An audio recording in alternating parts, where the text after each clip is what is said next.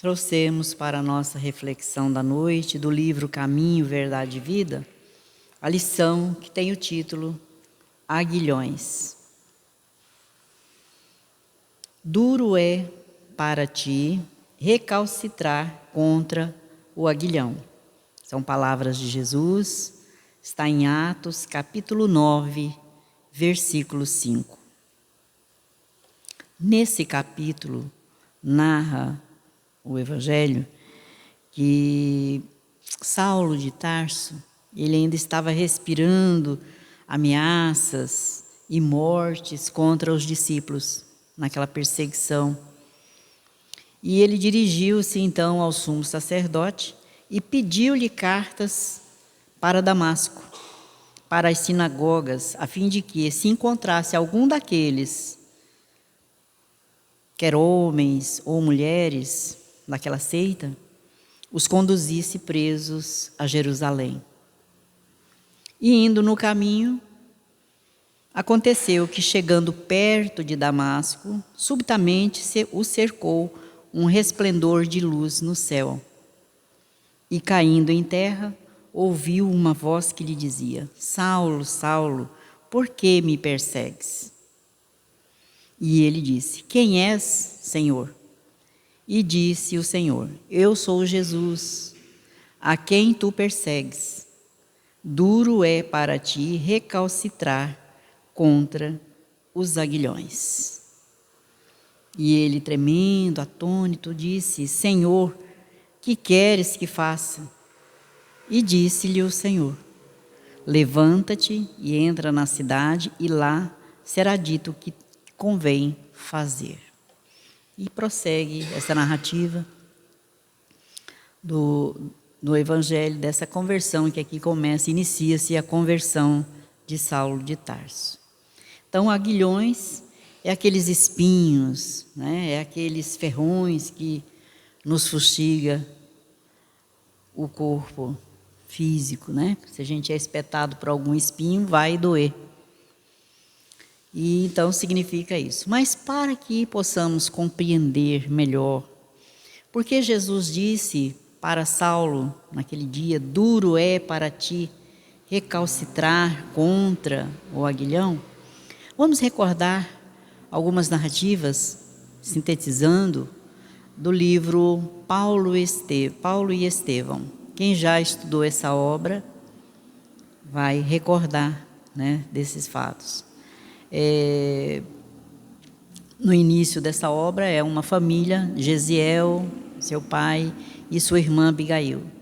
E por acontecimentos que não vamos narrar agora, o pai de Gesiel acaba falecendo, Gesiel, o irmão, é preso nas galeras e Abigail é conduzida até Jope por uma família que a adota como filha. E ela fica vários meses doentes, entre a vida e a morte, até que recobra a saúde. E é nessa cidade, então, de Jope, que Saulo conhece a Abigail. E os dois, então, se apaixonam. E ela narra a Saulo o desejo de reencontrar o irmão que havia ido para as galeras, e ela não sabia se ele estava vivo ou morto, mas ela sentia que ele estava vivo no corpo.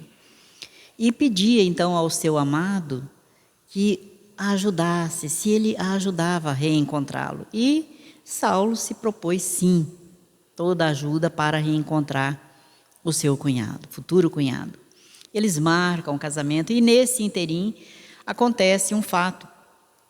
Um amigo de Saulo, por nome Sadoc, ele, indo então a Jerusalém, ele narra a Saulo os acontecimentos de última hora, daqueles homens que faziam pregações e que curavam, diziam curar até em nome de Jesus, aquele homem que fora morto e crucificado, né, fora crucificado e morto. E um próprio tio seu também foi vítima dessa artimanha, dizia Sadoc. E Paulo, então, na época Saulo, desejou conhecer, ir até então uma pregação desse homem que estava sendo famoso na cidade por nome Estevão. E lá uma noite, então, vão eles à pregação. Chegando lá, Saulo já de imediato se condoeu até do lugar, porque eram pessoas muito simples, pobres, aleijados, doentes, só pessoas enfermas, não tinham pessoas de alto nível cultural como ele. Mas quando entra Estevão, ele é assim aclamado, porque as pessoas o amavam. E aliás, o Gesiel, que na época é Estevão, começa então a sua pregação, de tal forma que até Saulo ficou um tanto quanto embevecido pelas palavras, mas imediatamente, por ser ele um doutor da lei, um homem orgulhoso, que fazia tudo por amor à lei, ele já sentiu-se em contradição com algumas coisas e começou então a querer discutir com Estevão. E Estevão disse que jamais ele ia discutir, porque o Senhor havia ensinado que eles não poderiam entrar em contenda, né? O discípulo de Jesus não entraria em contenda. E Saulo não aceitou isso e quis, mesmo assim, houve ali uma leve altercação por parte das pessoas que ali estavam querendo defender Estevão.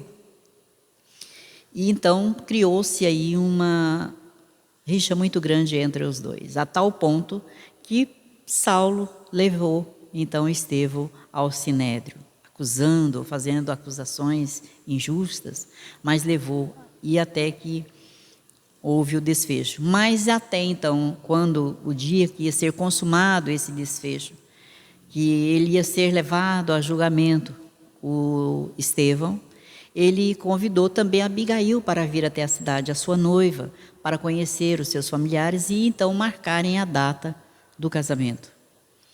E ele então insistiu que ele, como um doutor da lei, um juiz, e que logo iria substituir o seu mestre, Gamaliel, ele gostaria da presença dela até para apresentá-la aos amigos, mas ela não queria, porque ela já sabia do acontecido, ele já havia contado o que estava acontecendo, e ela então sempre pedia para ele que ele tivesse um pouco mais, quem sabe, um pouco mais de paciência, entendesse melhor, procurasse conversar com esse Estevão, né? E ele falava que já tinha feito de tudo, não tinha mais jeito, e queria que ela participasse. Por força das circunstâncias, então, ela foi participar, mesmo não gostando disso, porque era apedrejamento. E então, quando começam-se a jogar as primeiras pedras, Abigail, então, aparece. E quando ela vê, ela reconhece imediatamente o seu irmão. E ela diz então para ele, mas é meu irmão, é Gesiel. E ele então fica aturdido e corre até lá e pede que dizendo ao pessoal que agora ele terminaria de concretizar o acontecido, que ele já estava praticamente morto, que ele levara várias pedradas e começou a sangrar, né, caiu. E aí então eles vão, ela também vai até o local onde ele é colocado, a uma sala dentro ali daquele anfiteatro. E ali então ela se aproxima do irmão e o abraça, e ele fala com ela, Abigail, eu pedi tanto a Deus que não me deixasse partir sem antes rever-te. Então, Saulo teve a comprovação de que realmente era o irmão da sua amada noiva. E ali, diante daquele cenário, ele aturdido, o irmão Estevão, então, ainda pede para a irmã que ela deveria amar e respeitar aquele homem, porque ele era uma pessoa muito boa. Tudo o que ele fizera fora por amor à lei. E Saulo, então, se sente ainda mais enervado com a situação, mais o seu orgulho mais ferido, porque imagina uma situação daquela, ele deveria odiá-lo, mas não, pediu o perdão de tudo que ele havia feito, que ela o perdoasse, porque ele o perdoava. Então aquilo para Saulo foi terrível. Resultado, ele abandonou a noiva, não ficou mais com ela, depois de algum tempo sozinha, sofrendo a perda do irmão e a perda do seu amado, que ela compreendia o acontecido, ela pediu, implorou para que ele não a abandonasse, para que não desfizesse o noivado, porque ela o amava, mas não houve jeito. Depois de algum tempo, passado um longo tempo, Saulo, vencendo a dor da saudade e as dificuldades, porque aí começou uma perseguição aos cristãos, iniciada por ele, Saulo, ele resolve voltar a Jofre, lá rever a sua amada, porque estava com muita saudade. Chegando lá, a encontra doente, enfermo. E os pais, então, adotivos, perguntam, por que você sumiu? Mas ela não falou, não, ela te aguardou o tempo todo, nós não entendemos, sabemos que deve ter acontecido algo grave, mas ela não nos relatou o que é. Ela o ama muito. Mas como ela está agora, ela está um pouquinho mais calma, está melhor, porque ela conheceu alguém que a ajudou muito a compreender. Ela agora é uma seguidora de Jesus. E isso no leito, acamada. Ela compreende todas as situações, está mais serena. E Saulo fica indignado. Como deixaram ela? Porque mais uma vez Jesus no seu caminho, né? Como deixou a sua amada seguir uma seita? E eles, olha, mas você não estava aqui para nos ajudar. Como poderíamos ajudar uma filha querida ao leito da morte, quando ela nos pede algo que a vai fazer mais tranquila? Não tivemos coragem de ir contra o seu único desejo, que era receber as orientações de Ananias, um discípulo de Jesus que morava em Cafarnaum. E então ele conversa com a noiva e promete a ela que agora não vai abandoná-la, mas ela tem crises, de hemoptise, ela estava com tuberculose, já em estado avançado, não tinha mais jeito. E dali a um ou 2 dias ela veio a óbito. E Saulo, então, ao invés de entender toda a situação, ficou mais indignado. Então resolveu ir até Cafarnaum para prender aquele que, ao ver dele, fora o causador do desastre com a sua amada, Ananias, um discípulo de Jesus. Então, ele está indo para prender a todos, mas a intenção principal dele era prender Ananias. Então, Jesus disse para ele, não recalcitre contra os aguilhões. E então, quando Jesus diz, sou eu, Jesus, a quem tu persegues, é duro para ti recalcitrar contra o aguilhão. E naquele momento, qual é a atitude de Paulo, ou Saulo na época? Senhor, que queres que eu faça? Porque quando ele cai no chão ao ouvir essa voz e levanta-se, ele não tem mais a visão física, ele está cego, é conduzido até Cafarnaum. Aliás, é a estrada de Damasco, não é Cafarnaum, me perdoem. É a estrada de Damasco, é em Damasco que estava Ananias. Ele então é conduzido até Damasco pelos 2 dos seus companheiros e ali é deixado. E eles retornam então à cidade e ele fica sozinho. Durante 3 dias, aí depois Jesus fala com o nosso irmão Ananias para que vá até lá auxiliar. E aí acontece um fato muito interessante, porque diz o seguinte, Ananias diz, mas como, esse homem, ele está matando todos os seus seguidores. E Jesus então disse para ele, vai, porque este é para mim um vaso escolhido para levar o meu nome diante dos gentios e dos reis e dos filhos de Israel. E eu lhe mostrarei quanto deve padecer pelo meu nome. Então, a obra Paulo e Estevão relata com detalhes toda essa trajetória do nosso irmão Paulo. Então, Emmanuel vai nos falar a respeito desse pequeno texto. Duro é para ti recalcitrar contra o aguilhão. Diz Emmanuel, o caminho evolutivo está sempre repleto de aguilhões. Então, a nossa caminhada, a nossa trajetória aqui na Terra, ela está repleta sempre de muitas dificuldades, de muitos aguilhões, de muitos espinhos pelo nosso caminhar. É em casa, no lar, é no trabalho, é no meio social com o qual nós convivemos com os nossos amigos. Então, nós não temos flores, só flores pelo nosso caminho. Nós temos muitos espinhos. De outro modo, diz Emmanuel, não enxergaríamos a porta redentora. Então, se não for essas dificuldades que surgem no nosso caminho, nós não iríamos nos esforçar, não iríamos lutar para corrigir as nossas próprias imperfeições, as nossas próprias falhas. Não iríamos olhar para dentro de nós e ver o que precisamos modificar. Porque sem fazermos essas reflexões através das dores, o porquê sofro, porquê isso aconteceu comigo, se não pararmos para olhar para dentro de nós, nós vamos sempre acusar o outro pela nossa dificuldade, pela nossa difícil luta aqui na terra. Ou então iríamos achar que Deus é um Pai ainda muito cruel para conosco, porque nos deixa passar por provas que nós achamos que não merecemos. Mas quando estudamos o Evangelho de Jesus, quando Ele nos diz que tudo o que fazemos para o outro, fazemos para nós mesmos, então com essas reflexões, nós vamos percebendo que toda dor, toda dificuldade, ela é causada por nós mesmos. E essa mesma dor e essa mesma dificuldade que acontece no nosso dia a dia é para nós uma lição educativa que nos convida a refletir, a ver o que precisamos modificar, não no outro, mas em nós. Foi o que Paulo, na época Saulo, fez. Senhor, que queres que eu faça?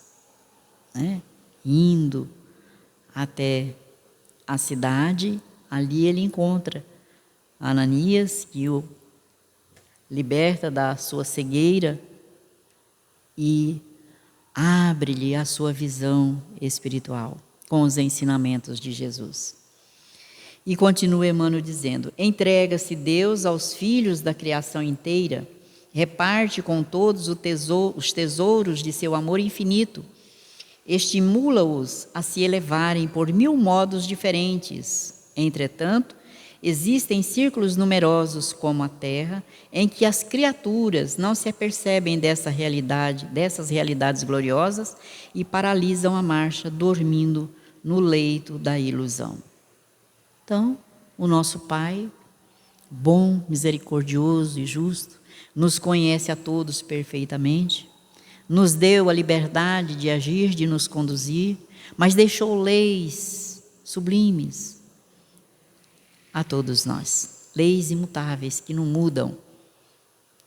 E diante dessas mesmas leis, nós, por não aplicarmos em nós as lições do Evangelho, contraímos dívidas de amor. Então, temos 1000 recursos dados pelo nosso Pai, mas não os aproveitamos. Preferimos deixar na conta do outro as nossas dificuldades, quando na verdade são contas nossas, são dificuldades contraídas por nós mesmos, e somente nós poderemos modificar esse quadro dentro de nós. Preferimos então muitas vezes, como diz Emmanuel, dormir na ilusão de que o outro é culpado, o outro vai pagar pela nossa falha, pelo nosso erro cometido. Perante tal inércia, os mensageiros da providência, aos quais se confiou a tarefa de iluminação dos que estacionam na sombra, promovem recursos para que se verifique o despertar. Então, perante o nosso desinteresse, a nossa preguiça até de reagir diante dos fracassos, das decepções que surgem do nosso caminho, diante das mágoas, muitas vezes até do próprio ódio que avassala o nosso coração e não fazemos nada para modificar esse quadro, pedimos, ao aqui voltarmos num corpo físico, inúmeras provas difíceis para que pudéssemos pagar ou quitar as nossas dívidas de amor ou aprender com essas dificuldades a sermos pessoas melhores. Os nossos benfeitores espirituais, como diz aqui, os mensageiros da providência divina, não traz todas essas provas de uma vez que nós pedimos. Pedimos para passar por inúmeras dificuldades, tudo de uma vez. Mas como o nosso Pai não dá um fardo maior que possamos carregar, esses mensageiros providenciam essas provas, essas dificuldades, de forma vagarosa, para que possamos poder nos conduzir. Porque se fôssemos ter as provas que nós pedimos tudo de uma vez, nós sucumbiríamos na primeira. Mas então vai trazendo para nós essas dificuldades para passarmos por elas em dose homeopática. É como o remédio.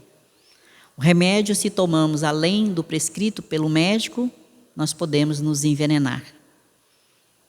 Então tem a dosagem certa para cada tipo de enfermidade.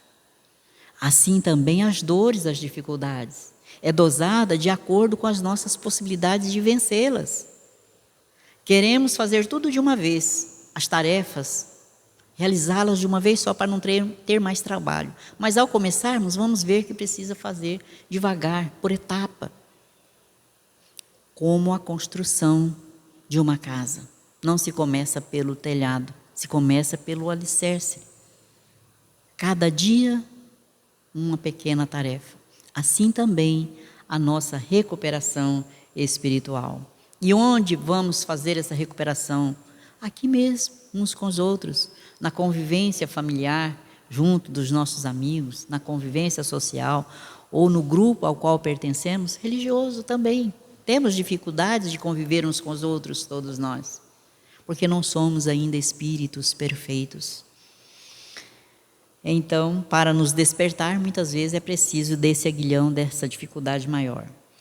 Cientes de que Deus dá tudo, a vida, os caminhos, os bens infinitos, os gênios inspiradores, e só pede às criaturas que se lhe dirijam aos braços paternais.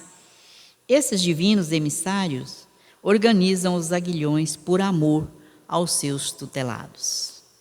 Então, por amor a nós, eles organizam, né, esses aguilhões, essas dificuldades, ou seja, não é aleatório, é de acordo com as nossas condições de aprendizado.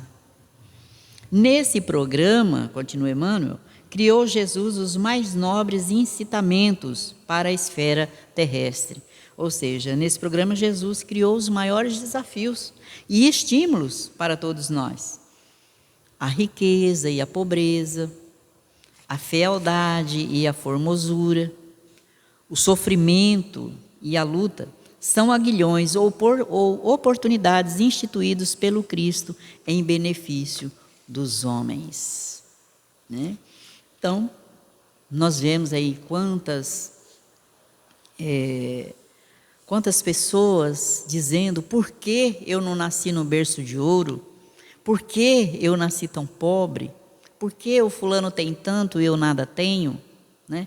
Mas vemos também aqueles que têm muito e não têm a paz na consciência, não têm tranquilidade, porque vivem no mundo dos negócios, não tem tempo para a família, e aqueles que nada têm, estão ali aconchegados, felizes, sorridentes, alguns até, por estar naquela situação. E vemos também aqueles que têm a fealdade no corpo físico, lutando e maldizendo da vida por não ter uma beleza, uma formosura, enquanto que outros têm a formosura, mas não têm a beleza espiritual por dentro. Aqueles que são taxados de pessoas que não são bonitas, não têm um corpo perfeito, mas têm um carisma, têm uma bondade inata que nasce de dentro, que as tornam tão belas quanto aquelas que têm um corpo lindo, perfeito, e muitas vezes não têm nada a acrescentar. Então são provas. Então o sofrimento são esses aguilhões, a luta que nós travamos todos os dias para a nossa sobrevivência, para aprendermos a convivermos com todos, são oportunidades em benefício de nós mesmos, instituídos todos eles por Jesus. Ele disse que enquanto houvesse aqui na terra, né, um só, chorando, sofrendo, gemendo, Ele não nos abandonaria, Ele estaria conosco. Então, nunca estamos sós. Então, diz Emmanuel, cada existência e cada pessoa tem a sua dificuldade particular, simbolizando o ensejo bendito. Então, cada um de nós, em cada existência, nós temos dificuldades a serem vencidas, a serem por nós superadas, cada um de nós. Aí Emmanuel nos diz: analisa a tua vida, situa teus aguilhões e não te volte contra eles. Então não vamos revoltar com as dificuldades que temos, com as oportunidades que não surgem para nós e surgem para o outro. Não vamos revoltar com isso. Vamos agradecer tudo que temos, porque com certeza é o melhor para nós, porque Deus sabe o que nós necessitamos. E Jesus, esse amigo incondicional, esse irmão amoroso, que disse que não nos abandonaria e está conosco, Ele também sabe o que é melhor para nós. Então nos assiste, nos ampara, fortalece em nós o bom ânimo, a coragem para superarmos todas as nossas dificuldades. E aí finaliza Emmanuel dizendo: se o espírito da grandeza de Paulo de Tarso não podia recalcitrar, imagina o que se pedirá do nosso esforço. Né? Então Paulo, um espírito já iluminado, não podia recalcitrar contra as dificuldades que surgiam pelo seu caminho. E a partir daquele encontro com Jesus, Paulo não mais recalcitrou contra as dores e os sofrimentos que lhe surgiram no caminho.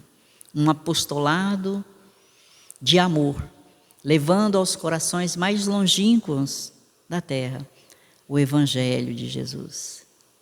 As bênçãos disseminadas através das suas mãos, das suas pregações em várias cidades, levou amor, consolação, esperança aos caídos do caminho, àqueles que eram ditos pessoas de má vida. Paulo levou a mensagem do amor.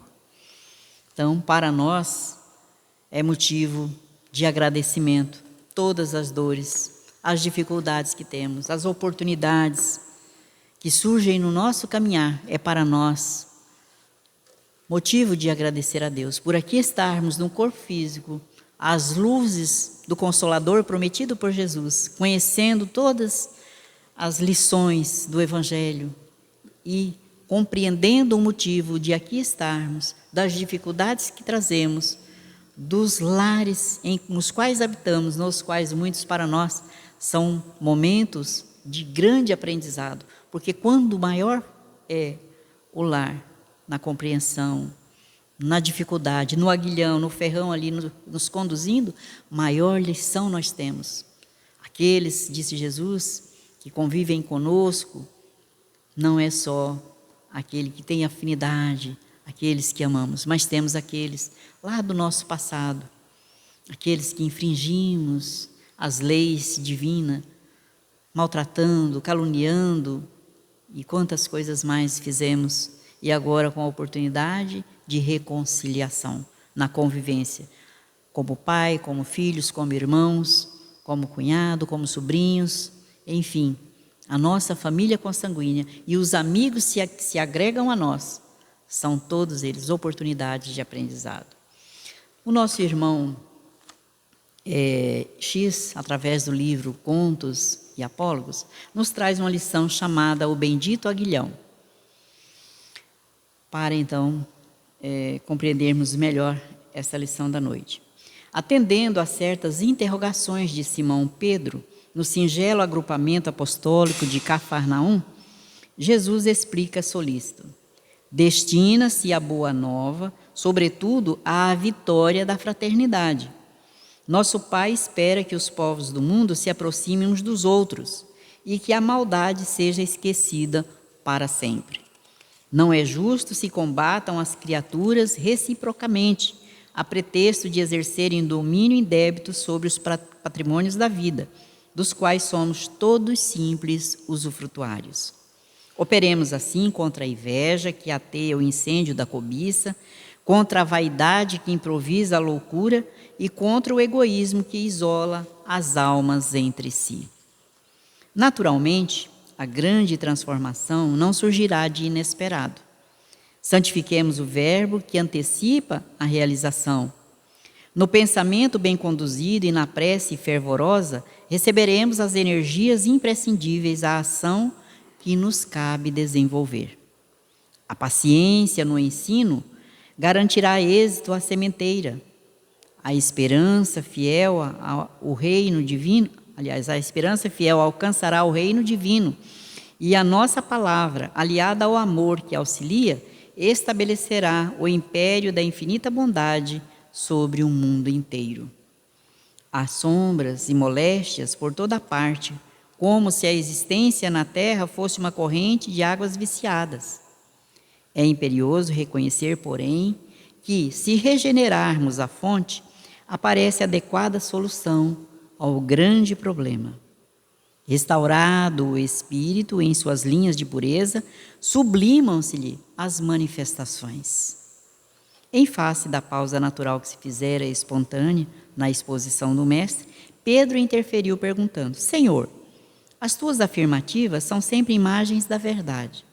Compreendo que o ensino da Boa Nova estenderá a felicidade sobre toda a terra. No entanto, não concordas que as enfermidades são terríveis flagelos para a criatura? E se curássemos todas as doenças? Se proporcionássemos duradouro alívio a quantos padecem aflições do corpo? Não acreditas que assim instalaríamos bases mais seguras ao reino de Deus? E Felipe ajuntou algo tímido. Grande realidade. Não é fácil concentrar ideias no alto quando o sofrimento físico nos incomoda. É quase impossível meditar nos problemas da alma se a carne permanece abatida de achaques. Outros companheiros se exprimiram apoiando o plano de proteção integral aos sofredores. Jesus deixou que a serenidade reinasse de novo e, louvando a piedade, comunicou aos amigos que, no dia imediato, a título de experiência, todos os enfermos seriam curados antes da pregação.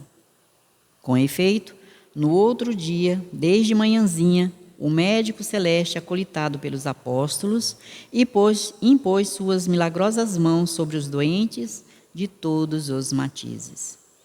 No curso de algumas horas, foram libertados mais de 100 prisioneiros da sarna, do cancro, do reumatismo, da paralisia, da cegueira, da obsessão. Os enfermos penetravam o gabinete improvisado ao ar livre, com manifesta expressão de abatimento, e voltavam jubilosos. Tão logo reapareciam, de olhar fulgurante, restituídos à alegria, à tranquilidade e ao movimento, formulava Pedro o convite fraterno para o banquete da verdade e luz. O mestre, em breves instantes, falaria com respeito à beleza da eternidade e à glória do infinito. Demonstraria o amor e a sabedoria do Pai e descortinaria horizontes divinos da renovação, desvendando segredos do céu, para que o povo traçasse luminoso caminho de elevação e aperfeiçoamento na terra. Os alegres beneficiados, contudo, se afastavam céleres, entre frases apressadas de agradecimento e desculpa. Declaravam-se alguns ansiosamente esperados no ambiente doméstico, e outros se afirmavam interessados em retomar certas ocupações vulgares com urgência.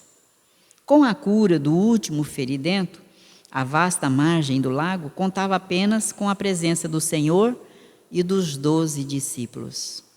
Desagradável silêncio baixou sobre a reduzida assembleia.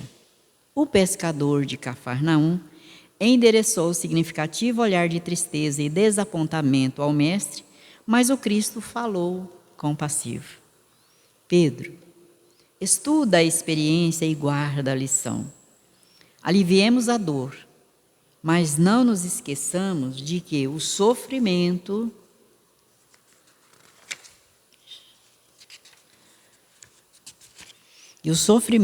é criação do próprio homem, ajudando-o a esclarecer-se para a vida mais alta. E sorrindo expressivamente, rematou: a carne enfermiça é remédio salvador para o espírito envenenado.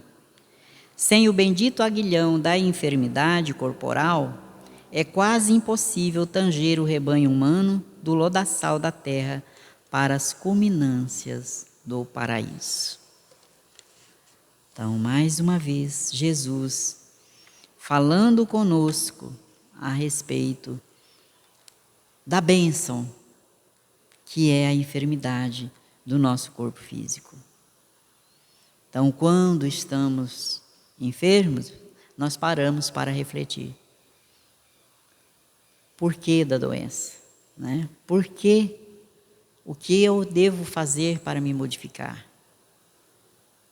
Refletindo nas lições do Evangelho de Jesus, vamos encontrar o remédio para a cura dos nossos males, que é vencer a nós mesmos. Construir o reino de Deus dentro de nós exige esforço, trabalho. Vencer o ódio, a mágoa, o orgulho, a vaidade, o egoísmo, esses sentimentos que nos têm levado às maiores quedas. Aprendermos a perdoar, a compreender o outro, a dar sem esperar receber nada em troca, oferecer o que há de melhor em nós, levar, através da nossa presença, a paz, a esperança, ao invés de destilarmos o ódio que envenena e que contamina as pessoas, vamos contaminá-las com o amor que deverá nascer de dentro de nós. Então são tarefas que nós temos que realizar, que ninguém as fará por nós. Então o aguilhão, a dor, a dificuldade significa esse remédio curador que nos auxilia na recuperação da enfermidade da nossa alma. Que Jesus nos abençoe e nos fortaleça cada vez mais no bom ânimo, na coragem, para continuarmos conscientes das nossas responsabilidades diante da vida e aprender a aproveitar as oportunidades que nos surgem a todo instante para retificar o nosso caminho, nos conduzir como Jesus nos tem ensinado. Edificar esse reino do amor dentro de nós, aonde estivermos. Amado Mestre Jesus, mais uma vez nós te agradecemos pela tua presença a nos auxiliar, a nos envolver, fortalecendo-nos no bom ânimo e auxiliando-nos com os teus ensinamentos, o teu evangelho de amor, a nos conduzirmos diante da vida, diante das oportunidades que temos, junto dos nossos familiares, amigos, aonde quer que nós estejamos, Senhor, que possamos ser instrumentos da tua paz, elevar os corações que caminham conosco e que ainda não despertaram a consciência, levá-los até ti através do nosso exemplo, do nosso viver. Assim, assistidos pela tua bondade, Senhor, nós te agradecemos pela oportunidade de aqui nos encontrarmos, reencarnados na terra, com oportunidades de aprendizado. Rogamos, Senhor, as bênçãos do seu amor para todos os nossos irmãos que não puderam estar conosco, os que se encontram enfermos em seus lares e nos hospitais, aqueles que estão em estado mais grave, que as bênçãos do teu amor possam alcançá-los, recompondo as energias físicas e espirituais. Abençoa e envolva com o teu amor os nossos irmãos médicos, as enfermeiras, todos aqueles que cuidam da alimentação, da higienização dos hospitais, todos os nossos irmãos ligados à saúde, envolvendo não somente aqui a nossa cidade, mas todos os nossos irmãos do nosso planeta Terra. E assim, Jesus, também te clamamos pela vossa imensa misericórdia, por aqueles que promovem a dor, o sofrimento, que promovem as guerras, pois como tu mesmo nos dissera, eles não sabem o que fazem. Tende, pois, Jesus, compaixão de todos nós, que aqui nos encontramos, todos sob a tua tutela. Sê conosco, Senhor, envolvendo os nossos irmãos que estão retornando à pátria espiritual nesse instante. Que todos recebam o bálsamo da tua consolação e da esperança, Fica conosco, Jesus, hoje e sempre, que assim seja.